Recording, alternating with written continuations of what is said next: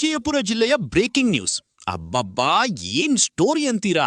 ನೋಡಲೇಬೇಕಾಗಿರುವಂತಹ story ಹೀಗಿದೆ ನೋಡಿ. ವಿಜಯಪುರ ಜಿಲ್ಲೆಯ ಚಡಚಣ ತಾಲೂಕಿನ ಗೋವಿಂದಪುರ ಗ್ರಾಮದಲ್ಲಿ ಭೀಕರ ಹತ್ಯಾಕಾಂಡ ಸಂಭವಿಸಿದ್ದು 6 ಜನರನ್ನು ಗುಂಡಿಕ್ಕಿ ಬರ್ಬರವಾಗಿ ಹತ್ಯೆ ಮಾಡಲಾಗಿದೆ. ಈ ಘಟನೆ ಇಡೀ ಭೀಮಾತೀರ ಪ್ರದೇಶವನ್ನು ಬೆಚ್ಚಿಬೀಡಿಸಿದೆ. ಮೃತರಲ್ಲಿ ರೇವಣಸಿದ್ದಪ್ಪ ನಿರಾಳೆ, ದುಂಡಪ್ಪ ರೇವಣಸಿದ್ದಪ್ಪ ನಿರಾಳೆ, ಶಿವಪುತ್ರ ರೇವಣಸಿದ್ದಪ್ಪ ನಿರಾಳೆ, ಚಂದ್ರಶೇಖರ ನಿರಾಳೆ, ಶಬೀರ್ ನದಾಫ್ ಸೇರಿದಂತೆ ಒಟ್ಟು 6 ಜನರು ಸೇರಿದ್ದಾರೆ ಎಂದು ತಿಳಿದುಬಂದಿದೆ.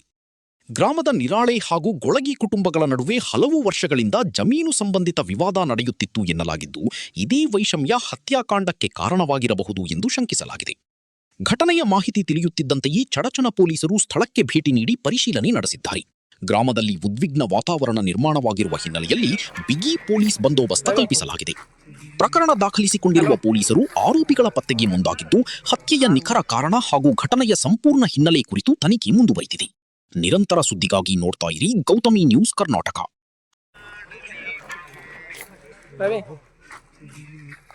ಹಲೋ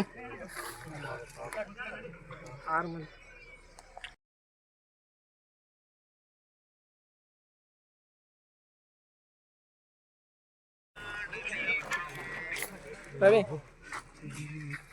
ಹಲೋ 6 ಮಂದಿ.